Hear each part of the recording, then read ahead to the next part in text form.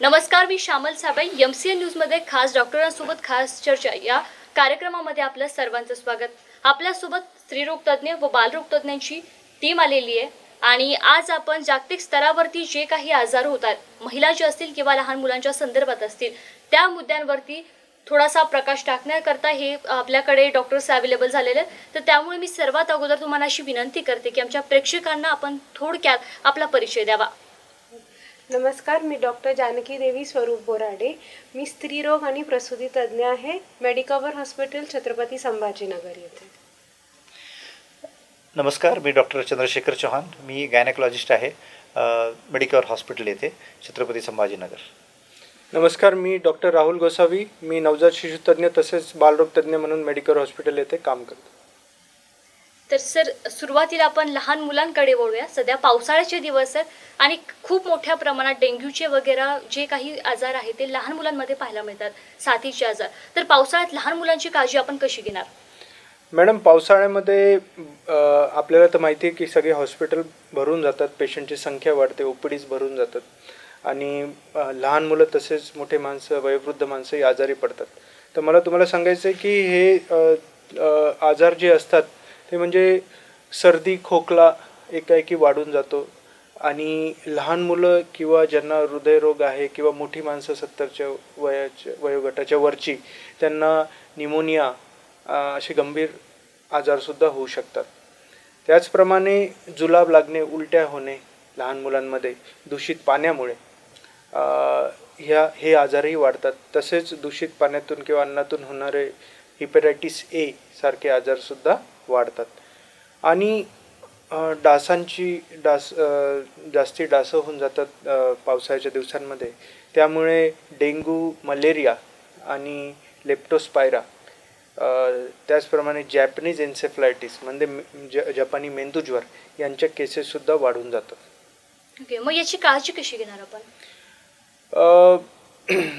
जसं आपण पहिल्यांदा बोललो की सर्दी, खोकले आणि निमोनिया यांची संख्या वाढते, असे पेशंट वाढतात. तर यामध्ये आम्ही सांगतो की लहान मुलांसाठी त्यांनी फ्लूची लस घ्यावी. म्हणजे 5 वर्षापर्यंत फ्लू जो आजार आहे, स्वाईन फ्लू, त्याची लस उपलब्ध आहे. त्याचप्रमाणे बाकीचे लसीकरणसुद्धा व्यवस्थित केलेले असले तर निमोनियासारखे आजार टाळता येतात. इवन 65 अबव एजेड लोकांनासुद्धा ही लस घ्यायला पाहिजे.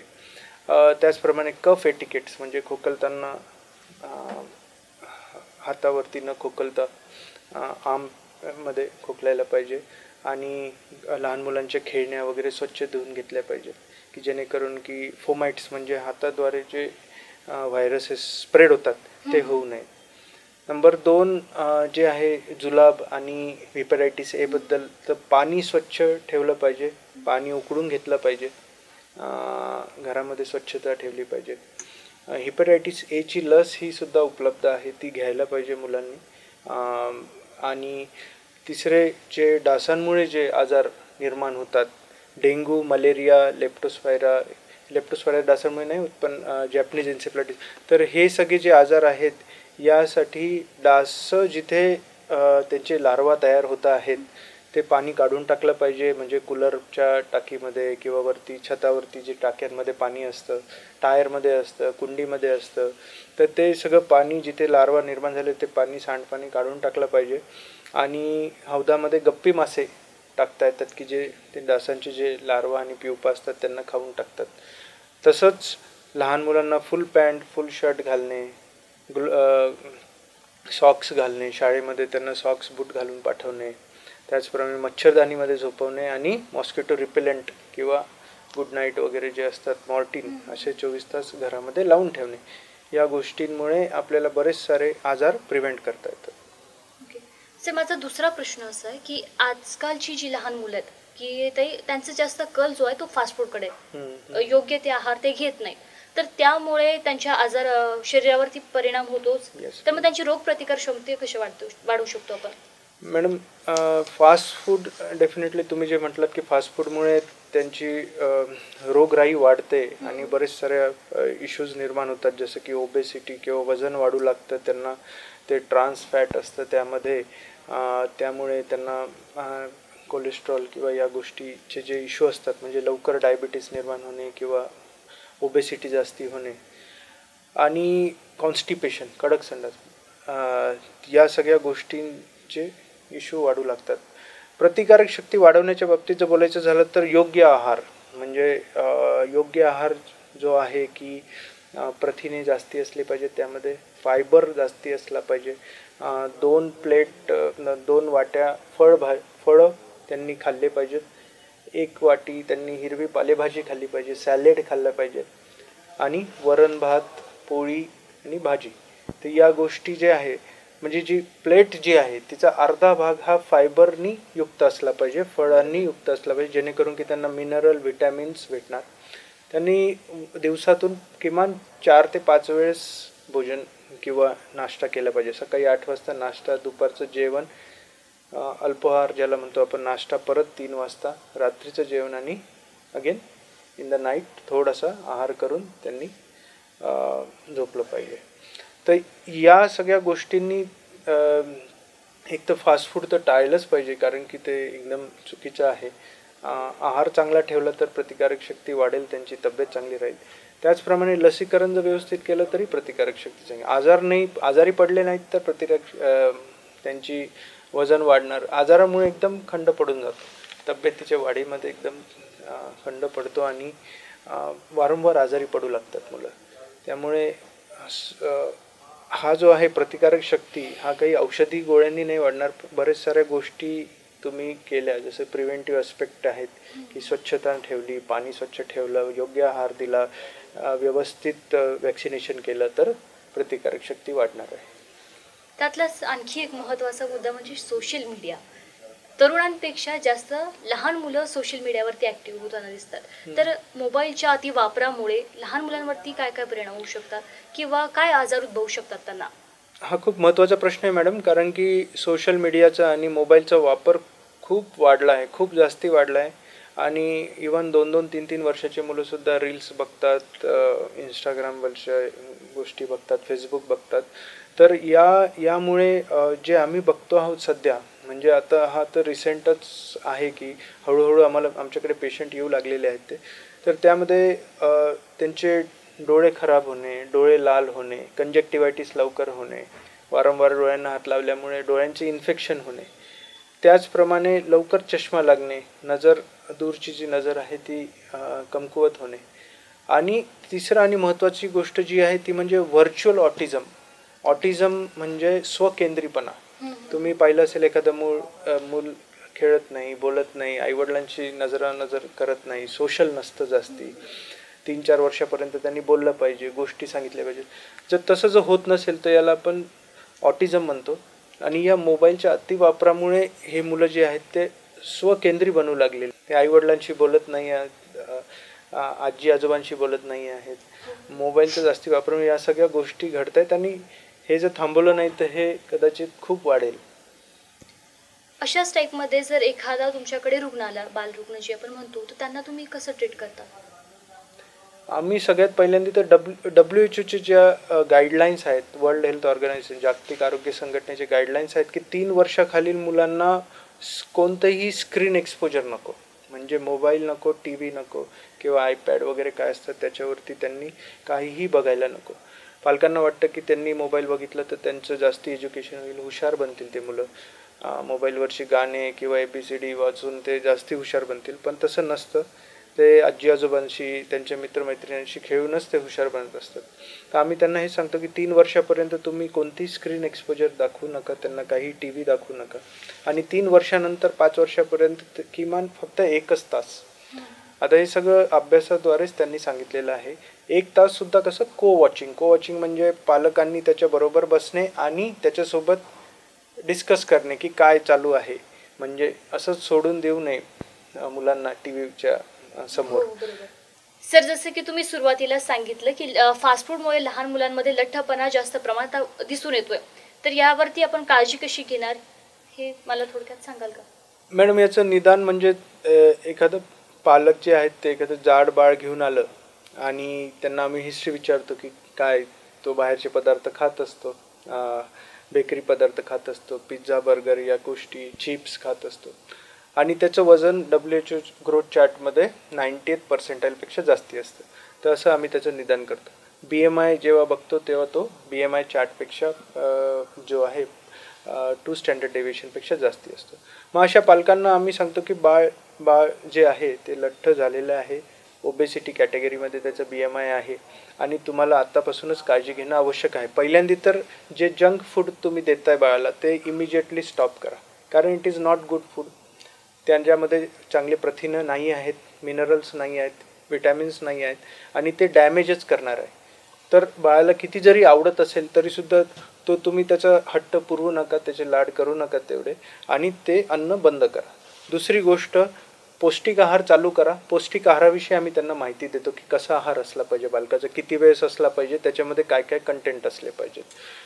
तिसरी गोष्ट की बाहेर मुलांनी जवळपास 1 ते 2 तास त्यांनी बाहेर मैदानामध्ये खेळला पाहिजे आणि जी पण त्यांना आवडेल अशी एक्झरसाइज पालकांनी करून घेतली पाहिजे किंवा पालकांनी त्या मुलांचं मन रमेल असं एखादं ॲक्टिव्हिटीमध्ये त्यांना इन्व्हॉल्व केलं पाहिजे. जसं की डान्सिंग झालं किंवा जिमनॅस्टिकचे जे क्लासेस चालतात त्याच्यामध्ये ते इन्व्हॉल्व करून घेऊ शकतात. मुलांना स्विमिंगसाठी इनरोल करू शकतात, डान्ससाठी किंवा एरोबिक्स आणि योगासनांमध्ये जे पण लहान मुलांचे क्लासेस चालतात. तर या ॲक्टिव्हिटीज, त्याचप्रमाणे मैदानी खेळ म्हणजे क्रिकेट खेळणे, फुटबॉल खेळणे बाहेर किंवा लहान मुलं जे पण खेळतात लपंडा वगैरे, त्या गोष्टी त्यांनी बाहेर खेळल्या पाहिजे.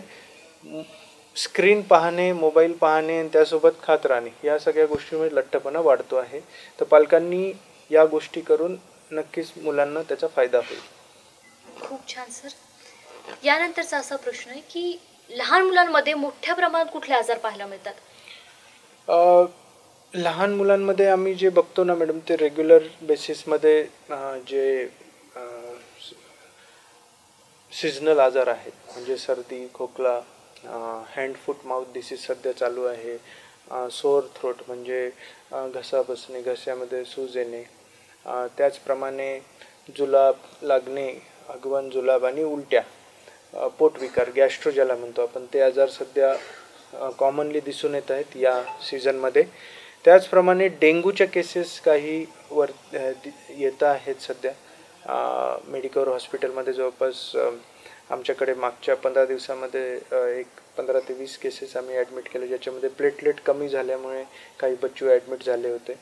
त्याचप्रमाणे सर्दी, खोकला आणि निमोनिया सदृश्य आजारसुद्धा दिसून येत आहेत. तर या सगळ्यांच्या प्रिव्हेन्शनसाठी मी पालकांना हेच सांगेल की ताप आणि फिवर आणि रॅश यांच्याकडे दुर्लक्ष करू नका, जवळच्या डॉक्टरांचा नक्कीच सल्ला घ्या. फ्लूची लस द्या बालकांना आणि हिपॅटायटिस ए ची लससुद्धा द्या. त्याचप्रमाणे रेग्युलर वॅक्सिनेशन जर तुमचे प्रायव्हेट हॉस्पिटल चालत असतील तर ते तुम्ही कंप्लीट करा आणि जर गव्हर्नमेंट हॉस्पिटल चालत असतील ते सुद्धा तुम्ही कंप्लीट करून घ्या. ओके, खूप खूप धन्यवाद सर.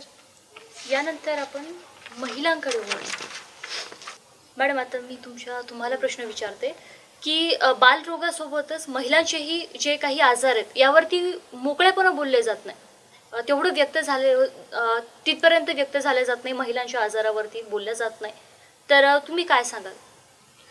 महिलांच्या आजाराबद्दल प्रथम लागते जागृती, अवेअरनेस, की त्या बरोबर. स्त्रीला स्वतःहून कळालं पाहिजे की I am not well, I need help, मला थोडंसं मदत पाहिजे, माझं काहीतरी बिघडलेलं आहे. आणि जितकं स्त्रीलाच पाहिजे तितकंच इन्व्हॉल्वमेंट हजबंडचं तिच्या ह्याच्यामध्ये जायचं. जे घरातले पुरुष असतात, जे जास्त करून आपल्याकडे डिसिजन मेकर्स असतात, त्यांचंही इन्व्हॉल्वमेंट त्या महिलेच्या हेल्थकडे असलं पाहिजे. आणि दोघांनी मिळून ते समजून घेऊन लवकरात लवकर डॉक्टरांकडे जर आलं तर मग त्याचा अर्ली डायग्नोसिस आणि क्युअर हा व्यवस्थित प्रकारे होऊ शकतो. यानंतर मॅडम असं की आता तुम्ही सोशल मीडियामध्ये वरती फार जास्त प्रमाणात चालू आहे की स्त्रियांना जे आहे की ब्रेस्ट कॅन्सरचे प्रमाण जास्त प्रमाणात होत आहेत. जे ब्रेस्ट कॅन्सर आहे त्याच्या जे काही आहेत ते आजार जास्त प्रमाणात वाढताना दिसत आहेत. तर याचं निदान कसं करणार किंवा काळजी कशी घेणार? हो, ब्रेस्ट कॅन्सर हा इंडियामधला नंबर 1 कॅन्सर आहे फिमेल्समध्ये आणि त्याचं प्रमाण दिवसेंदिवस वाढत चाललं आहे. त्याचे कॉजेस विचारलं तर मोस्ट कॉमन ते जेनेटिक असतं, फॅमिली हिस्ट्री, की ज्यांच्या घरी ब्रेस्ट कॅन्सरची हिस्ट्री असते त्यांना खूप लवकर आणि जास्त प्रमाणामध्ये ब्रेस्ट कॅन्सर दिसला जातो. पण ज्यांच्यामध्ये ब्रेस्ट कॅन्सरची हिस्ट्री नाही आहे त्या महिलांना पण होतं. मग त्यांच्याबद्दल आपण जर स्टडी केलं तर जास्त करून महिला ज्यांना मुलं होत नाहीत किंवा जे ब्रेस्ट फीडिंग कमी करतात किंवा ज्यांना पाळी गेल्यानंतर HRT हॉर्मोन रिप्लेसमेंट थेरपी दिली जाते. तसंच तंबाखू किंवा दारू ह्याचं जे सेवन करतात ह्यांच्यामध्ये पण ब्रेस्ट कॅन्सरचं प्रमाण आपण वाढताना बघत आहोत. निदान म्हटलं तर खूप माहिती असणारं आहे की ब्रेस्टमध्ये गाठ येणार आहे. हे प्रत्येकाला माहिती आहे की ब्रेस्टचा आकार बदलतो आणि ब्रेस्टमध्ये गाठ येते. पण त्याच्यासोबतच काखेमध्ये गाठ आली तरी तो ब्रेस्ट कॅन्सरचं प्रेझेंटेशन असू शकतं. आणि निप्पलचं जर साईज किंवा शेप बदलला तरी तो ब्रेस्ट कॅन्सरचं प्रेझेंटेशन असू शकतं. आणि तिसरं म्हणजे निप्पलमधून रेडिश डिस्चार्ज येणं, हे पण ब्रेस्ट कॅन्सरचं प्रेझेंटेशन असू शकतं. तर ब्रेस्टमध्ये आपल्याला काहीही वेगळं दिसलं तर आपल्याला लवकरात लवकर ते डॉक्टरांना जाऊन भेटावं लागतं. ह्याच्यासाठी अर्ली डायग्नोसिस हे खूप महत्त्वाचं आहे. कारण ब्रेस्ट कॅन्सर हा पूर्ण प्रकारे क्युअर होणारा कॅन्सर आहे. आपण जर ट्रीटमेंट घेतली, सर्जरी केली, किमोथेरपी केली तर 100% हा कॅन्सर बरा होऊ शकतो. पण त्याच्यासाठी अर्ली डायग्नोसिस हे गरजेचं आहे. त्याच्यासाठी आपल्याला स्क्रीनिंग प्रोग्राम्स करावे लागतात की प्रत्येक बाईनी स्वतःचं स्तन self examination of the breast हे केलं पाहिजे 3 महिन्यातून एकदा तरी, की स्वतःचं स्तन तपासून बघणं की गाठ लागते का निप्पलमधून काही वेगळा डिस्चार्ज येतो आहे का, प्रत्येक बाईनी आपापलं तपासलंच पाहिजे. आणि आफ्टर द एज ऑफ 40 आपण मॅमोग्राफीज करू शकतो एव्हरी 2 इयरली. तर हे स्क्रीनिंग प्रोग्राममध्ये असतं की एव्हरी 2 इयरली मॅमोग्राफी करून आपण ब्रेस्ट कॅन्सर जर होणार असेल तर लवकर त्याला डिटेक्ट करू शकतो. ओके. आणि आणखी एक महत्त्वाचा मुद्दा मॅडम असा की पूर्वी जे होतं की स्त्रिया स्वतःला लेट ठेवतात की अगोदर फॅमिली नंतर मी, तर अशा कारणामुळे पूर्वी जे आहेत की स्त्रियांना मोठ्या घरामध्ये दिलं जायचं ज्यामध्ये फॅमिली जास्त आहे. तर मग असे ज्यांचं उरेल त्यांचं मी खाईल, त्यांनी स्त्रियांनी सुरुवातीपासून स्वतःला शेवटी ठेवलेलं आहे. स्वतःची काळजी घेणं असेल किंवा इतरत्र गोष्टीमध्ये. तर हे ज्या गोष्टी आहेत ते स्त्रिया स्वतःला जवळ ठेवत नाहीत, इम्पॉर्टंटनेस तेवढं देत नाही. तर याच्या गोष्टीमुळे असं आढळून येतं की 80% ज्या फिमेल आहेत त्यांना PCODचे किंवा PCOSचे प्रॉब्लेम जास्त आढळतात. कारण त्यांचं खाणपान असेल किंवा इतर काही गोष्टी असेल. तर मग आपल्याला PCOD झालं याची काय लक्षणं आहेत किंवा मग याची काळजी कशी घेता येईल आपल्याला? PCOS हा एक इमर्जिंग एपिडेमिक आपण म्हणू शकतो की ह्याचं प्रमाण आजकाल खूप जास्त वाढत आहे. तो एक हॉर्मोनल इम्बॅलन्स आहे. पण मेन आहे की हे एक लाईफस्टाईल डिसऑर्डर आहे, आपल्या जीवनशैलीमुळे झालेला डिसऑर्डर आहे PCOS.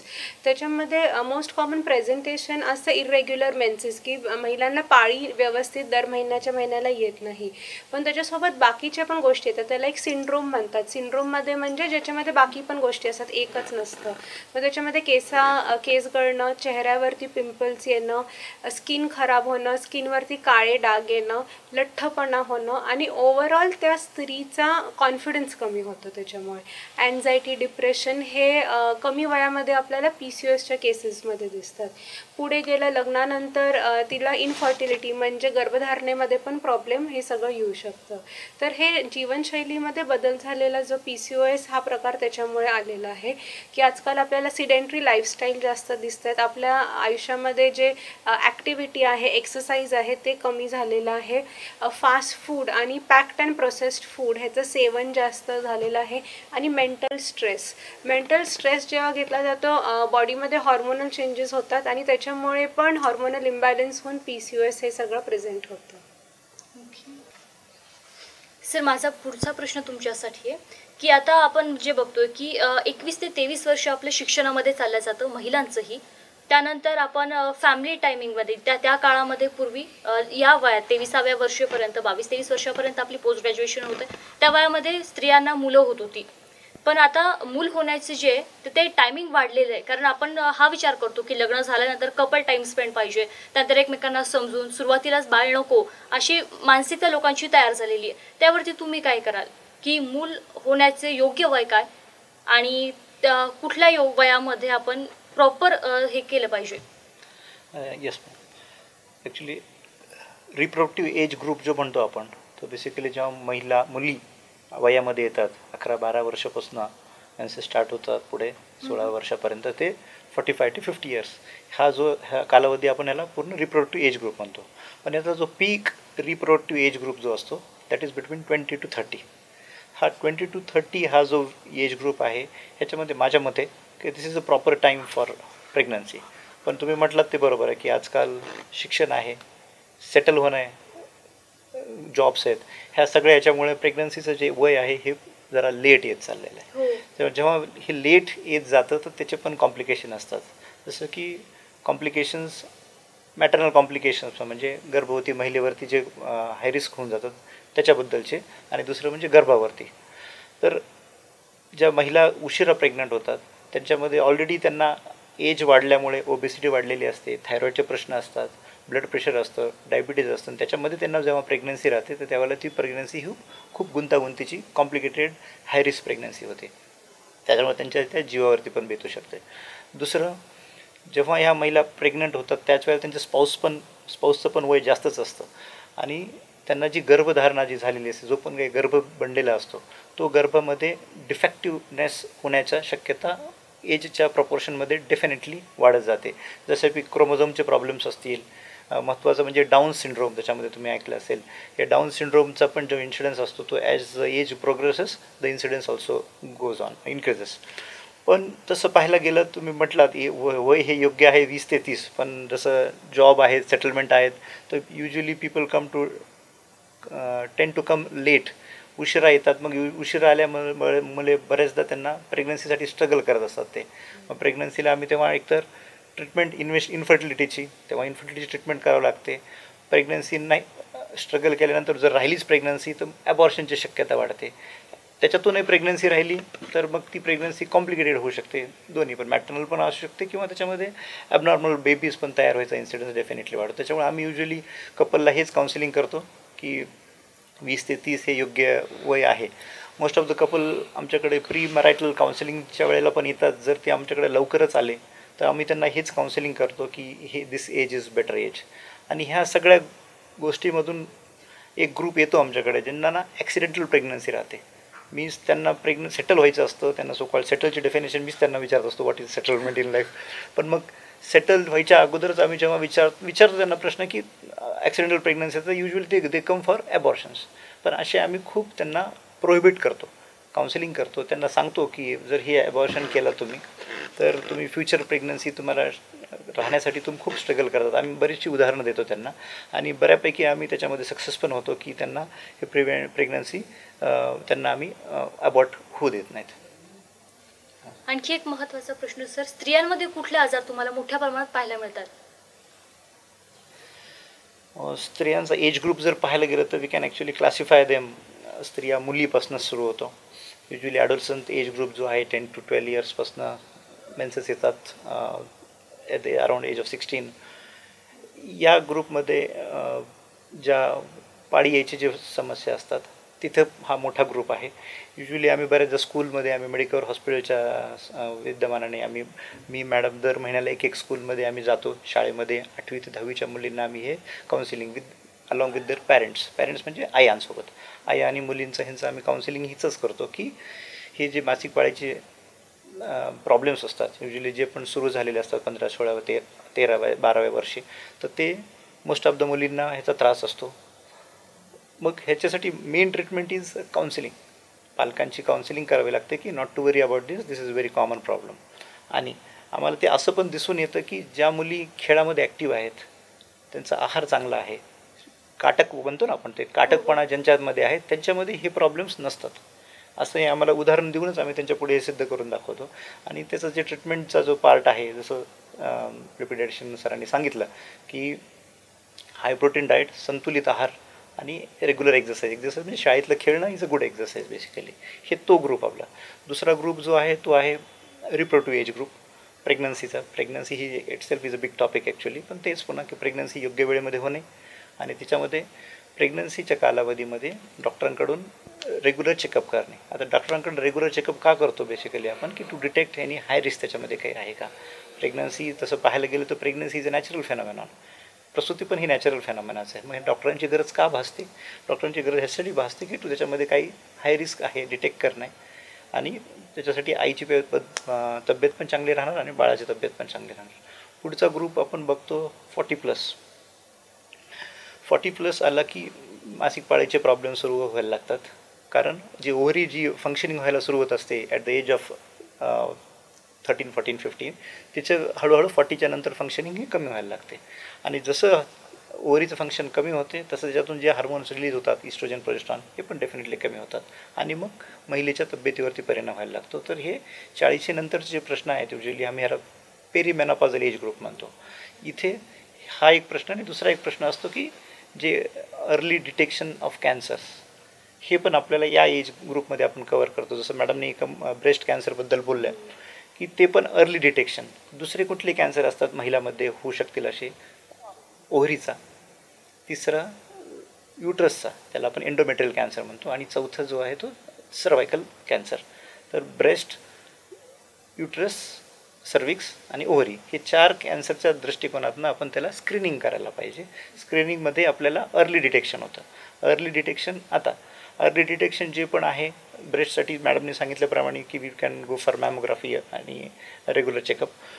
दुसरं जे आहे गर्भाशयाचे कॅन्सर्स, ह्याच्यासाठी अर्ली डिटेक्शन जे आहे ते जस्ट सोनोग्राफी जर केली तर आपल्याला गर्भाशयाचा जो अस्तर आहे एंडोमेट्रियम ह्याच्यावरून एक अंदाज येऊन जातो.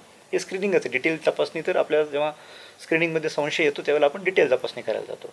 आणि तिसरं जे आहे ओव्हरीचं, हे पण आपल्याला जस्ट सोनोग्राफी, पेल्विक सोनोग्राफीवरती कळतं ओव्हरीवरती काही गाठ वगैरे आहेत का. आणि चौथं जे आहे सर्वायकल कॅन्सर. सर्वायकल कॅन्सर्स याला आपल्याला पॅप्समेअर म्हणून एक छोटी टेस्ट असते, OPD बेसिसवरतीच केली जाते. That is again non invasive test. ही तपासणी करून त्या तपासणीमध्ये आपल्याला पॅप्समेअरचा जर रिपोर्ट ॲबनॉर्मल असेल तर ह्याच्यानुसार आपल्याला फर्दर ट्रीटमेंट करता येते. आता पॅप्समेअर सर्वायकल कॅन्सर हा विषय आला म्हणून जस्ट मी 2 मिनटं घेतो. एक सर्वायकल कॅन्सर हा ह्युमन पॅपिलोमा व्हायरस या व्हायरसमुळे होतो बेसिकली. तर हा जो व्हायरस आहे तर ह्या व्हायरसच्या अगेन्स्टमध्ये वॅक्सिन निघालं आहे. खूप आम्हाला महिला आजकाल हे प्रश्न विचारतात, बरेचसे कपल पेरेंट्स पण आम्हाला शाळेमध्ये आत्ता गेलो तेव्हा पण विचारतो, म्हणजे लोकांचा अवेअरनेस आला आहे की हे HPV वॅक्सिन काय आहे. तर HPV vaccine basically against human papilloma व्हायरसच्या अगेन्स्टमध्ये आहे, आणि it prevents basically main important he cervical cancers. दुसरे पण फायदे आहेत त्याच्यामध्ये की ते व्हॅजानल कॅन्सर पण काही प्रमाणामध्ये कमी करतं, तसेच आतडीची कॅन्सर असतील त्याचा इन्सिडन्स कमी होतो. आता हे वॅक्सिन कधी दिलं पाहिजे? तर starting from 9 to 10 age group, 9 ते 10 एज ग्रुपपासून आपण हे जे HPV वॅक्सिन देतो. टिल एज ऑफ 14 जे आहे पहिलं एक ग्रुप आहे, त्याच्यामध्ये 2 डोस ह्या वॅक्सिनचे इनफ असतात. एक आज दिलं आणि दुसरं 2 महिन्यानंतर दिलं की दॅट इज इनफ फॉर ह्या एज ग्रुपसाठी. पण 14च्या वरती टिल 45 एजपर्यंत पण आपण हे वॅक्सिन देऊ शकतो. ह्या वॅक्सिन जास्त effective is till 26 weeks. 26 years. 26 इयर्सच्या नंतर एवढं इफेक्टिव्ह नाही, पण स्टील WHOच्या रिकमेंडेशननुसार आपण 45 एजपर्यंत हे वॅक्सिन देऊ शकतो. फक्त 14 वर्षांच्या नंतरचे जे डोस आहेत ते 3 डोस आहेत, 0, 2 आणि 6 मंथ्स असे आपल्याला हे वॅक्सिनेशनचे डोसेस आहेत. आणखी हे जे वॅक्सिन आहे ना हे मुलांसाठी पण रिकमेंडेड आहे, कारण हे डेफिनेटली जे पेनाईल कॅन्सर्स आहेत आणि पुरुषांचे जे आतडीचे कॅन्सर आहेत ह्याचं प्रमाण कमी होण्यासाठी ह्याचा फायदा होतो. आणि शेवटचा ग्रुप आहे पोस्ट मेनोपॉझल. मेनोपॉज म्हणजे जेव्हा महिलेला मेन्सेस येणं बंद होतं. युजली 1 वर्षाच्या कालावधीमध्ये जर मेन्सेस नाही आले त्याला आपण मेनोपॉज म्हणतो. जसं मी मग म्हटलं, मेनोपॉज काय येतो की ओव्हरीचं फंक्शन संपलेलं असतं आणि ओव्हरीमधून जे इस्ट्रोजन प्रोजेस्टेरॉन रिलीज होत असतात ते हार्मोन्स नसतात. हार्मोन्स नसल्यामुळे मेन्सेस येत नाही. पण हार्मोन्स नसल्यामुळे शरीरावरती बाकीचे पण दुष्परिणाम बरेचसे होत असतात. तर ते प्रिव्हेंट करण्यासाठी आपल्याला पोस्ट मेनोपॉझल फिमेल्स जे आहेत त्यांचं एक वेगळ्या पद्धतीचं काउन्सिलिंग लागतं, आणि त्यांना ट्रीटमेंट म्हणजे बेसिकली हाय प्रोटीन डाएट आणि रेग्युलर एक्झरसाइज या 2 गोष्टी जरी केल्या तरी that is as good as hormone replacement therapy. तर हे मॅडम, आता सरांनी आणि तुम्ही खूप सुंदर पद्धतीने सर्वांनाच मार्गदर्शन केलं आमच्या प्रेक्षकांना, तर महिलांना विशेष करून काय संदेश द्या? खास कर माझा संदेश असणार आहे मिडल एज महिलांसाठी, कारण ती जी एक एज असते तेव्हा प्रत्येक महिला स्वतःसाठी सगळ्यात कमी लक्ष देते, त्यांचा जास्त फोकस मुलांकडे घरच्याकडे जास्त असतो. आणि तीच एक एज आहे जेव्हा हे सगळे कॅन्सर्स किंवा हे सगळे रोग त्यांचं डोकं वर करायला लागतात. तर तेव्हा त्या महिलेला स्वतःकडे सगळ्यात जास्त लक्ष द्यायची गरज असते. तर मी त्यांना असं नेहमी सांगते माझ्या पेशंट्सला की आपला जेव्हा बर्थडे येतो तर आपण दुसऱ्यांना पार्टी देतो, मुलांना पार्टी देतो, घरी काहीतरी बनवतो, पण प्रत्येक बर्थडेला आपण आपल्यासाठी काहीतरी करावं आणि ते आहे हेल्थ चेकअप. आपण जसं आता डिस्कस केलं, मोस्ट ऑफ द कॅन्सर जे आहे ते अर्ली डिटेक्शन पॉसिबल आहे, स्क्रीनिंग पॉसिबल आहे, पण त्यांनी स्वतःहून पुढे येऊन हेल्थ चेकअप आणि स्क्रीनिंग केलं पाहिजे. तर जर प्रत्येक महिलांनी ठरवलं की आपण आपल्या बर्थडेला स्वतःचं हेल्थ चेकअप करून घेणार आहे आणि ही सोनोग्राफी किंवा पॅप्समियर, मॅमोग्राफी हे आपण आपल्यासाठी करून घेणार आहोत, तर मग ते पुढचं हे जे वर्ष आहे ते खरंच त्यांच्यासाठी हॅपी इयर होईल आणि हेल्दी इयर होईल.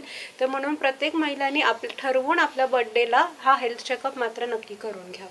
खूप खूप धन्यवाद मॅम, खूप सुंदर पद्धतीने सांगितलंय. आम्ही पण असा निर्धार करू की प्रत्येक बर्थडेला आम्ही काहीतरी आमची टेस्ट केल्याशिवाय राहणार नाही. ओके, आता आपल्या सर्वांसमोर मेडिकवरची टीम आलेलीच आहे, जसं की आपण खूप सुंदर पद्धतीने मुलाखतही घेतलेली त्यांची. तर आपण एक सर्वात महत्त्वाचा प्रश्न करूया तुम्हा तिघांनाही, की कुठली अशी सुविधा आहेत की जी तुम्ही मेडिकवरमध्ये प्रोव्हाइड केली करतात? मॅडम, मेडिकवरमध्ये 24/7 म्हणजे 24 तास 7 दिवस पिडियाट्रिशियन उपलब्ध असतो आणि पिडियाट्रिक ICU म्हणजे 6 बेडचं आहे. त्यामध्ये आम्ही निमोनिया, डेंग्यू, सर्पदंश, विंचूदंश किंवा रोड ट्रॅफिक ॲक्सिडेंट असे सिरियस केसेस ॲडमिट करतो, 1 महिन्याच्या वरची बाळ. त्याचप्रमाणे 8 ते 10 बेडचं NICU लेवल 3चं NICU उपलब्ध आहे. त्यामध्ये व्हेंटिलेटर सुविधा, CPAPची सुविधा, HFNC आणि पिडियाट्रिक आणि नवजात शिशूंच्या सर्व सर्जरीज होतात त्या ठिकाणी. त्याचप्रमाणे 24/7 पिडियाट्रिक OPDसुद्धा उपलब्ध आहे आणि संपूर्ण वॅक्सिनेशन लहान मुलांचे आम्ही तिथे करवतो. तर लहान मुलांचे जे स्पेशालिटी सर्व्हिसेस जे आहेत, ऑर्थोपेडिक, न्यूरोलॉजी किंवा मेंदूंचे आजार, हृदयाचे आजार, पोटविकार या सर्वांसाठी सुद्धा एका छताखाली सर्व सुविधा मेडिकवर हॉस्पिटलमध्ये उपलब्ध आहे. मग तुम्ही काय सांगणार गायनेकोलॉजिस्टबद्दल, गायनेकोलॉजी डिपार्टमेंटबद्दल? गायनेकोलॉजी डिपार्टमेंट जे आहे आमची एक टीम आहे आणि मदर अँड चाइल्डचं आपण सगळंच त्याच्यामध्ये प्रोव्हाइड करतो. सुरुवात गायनेकोलॉजीपासून केली तर राईट फ्रॉम ॲडोलसंट काउन्सिलिंग, की एका लहान मुलीला जेव्हा पाळी येते तेव्हा तिचे काही टेस्ट असतात, काउन्सिलिंग असतात, तिथून आपण सुरू करतो. त्याच्यानंतर प्री मरायटल, प्री कन्सेप्शनल काउन्सिलिंग, की बाळ राहण्याच्या आधी काही टेस्ट करायचे असतात, काही त्यांना संशय असले, काही त्यांना डाऊट्स असले तर तिथून करतो. त्याच्यानंतर आपण मेन्स्ट्रुअल डिसऑर्डर्स, की कोणालाही पाळीमध्ये कसाही प्रॉब्लेम असेल तर मग आपण ते सॉल्व्ह करतो. PCOS क्लिनिक आहे आपल्याकडे, जसं मी सांगितलं की इट इज अ सिंड्रोम, त्याच्यामध्ये बऱ्याच गोष्टी आहेत. तर PCOS क्लिनिकमध्ये फक्त मेन्स्ट्रुएशन सकटच स्किनची ट्रीटमेंट, वेट लॉस थेरपी हे सगळं आपण एकत्र एका छताखाली करतो. पुढे गेलं की इनफर्टिलिटीची आपल्याकडे ट्रीटमेंट होते. प्रत्येक वेगवेगळ्या लेवल्स असतात आणि प्रत्येक लेवलची इनफर्टिलिटीची ट्रीटमेंट आपण आपल्याकडे करतो. गायनेकोलॉजीमध्ये लॅप्रोस्कोपिक सर्जरीज प्रत्येक ह्याचे करतो. युट्रस, ओव्हरी, ज्याला पण जर काही गाठ असली ती साधी असली म्हणजे बिनाईन किंवा मॅलिग्नंट म्हणजे कॅन्सरची असली, कुठल्याही प्रकारचं असलं तर आपण ते लॅप्रोस्कोपिकली म्हणजे दुर्बिणीद्वारा जे शस्त्रक्रिया म्हणतात ते आपण रुटीनमध्ये असं करतो. थँकफुली आपल्या हॉस्पिटलमध्ये एक खूप चांगली ॲनेस्थेशिया टीम आहे जे हाय रिस्क केसेस करतात. एक खूप चांगला ICU बॅकअप आहे आणि ब्लड बँक पण आहे. तर आपलं हॉस्पिटल हे हाय रिस्क केसेससाठी सुसज्ज आहे. पुढे गेलं की आपल्याकडे मेनोपॉज क्लिनिक आहे, त्याच्यामध्ये जसं सरांनी सांगितलं आहे की मेनोपॉजमधल्या बायकांसाठी डेडिकेटेड काउन्सिलिंग ॲज वेल एज ट्रीटमेंट आहे आणि प्रत्येक कॅन्सरची स्क्रीनिंग आणि ट्रीटमेंट हे सगळं आपण गायनेकोलॉजी डिपार्टमेंटमध्ये करतो. मॅडमने ऑलरेडी सगळे पॉईंट कव्हर केलेत. मी त्याच्यामध्ये हाय रिस्क प्रेग्नन्सी आणि डिलिव्हरी याच्याबद्दल सांगू इच्छितो.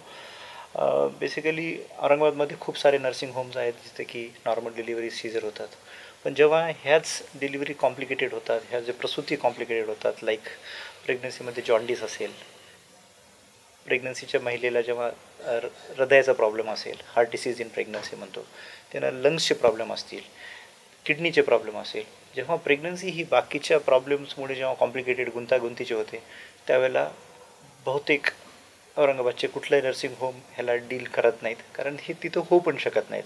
मग तेव्हा पर्याय उरतो फक्त ICU सेटअप असलेल्या हॉस्पिटल्सचा.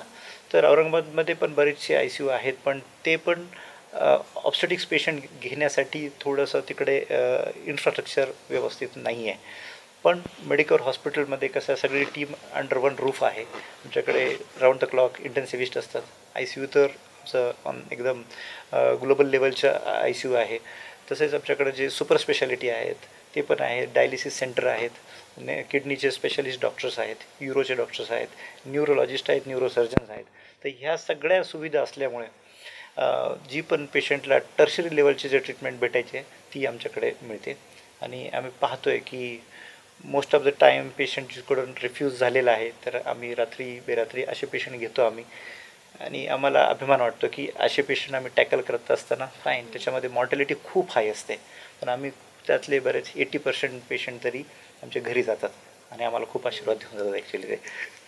आपल्याकडे मेडिकवरचे तज्ज्ञ म्हणजेच डॉक्टर बोराडे मॅडम असतील, डॉक्टर चव्हाण असतील किंवा डॉक्टर गोसावी असतील, यांनी खूप छान पद्धतीने आपल्याला सर्वांना मार्गदर्शन केलेलं आहे. त्यामुळे खूप खूप धन्यवाद मॅडम, तुम्ही आले याबद्दल. याबरोबर हा शो इथे संपला. भेटूया समोरील शोमध्ये. तोपर्यंत पाहत राहा MCN न्यूज. नमस्कार.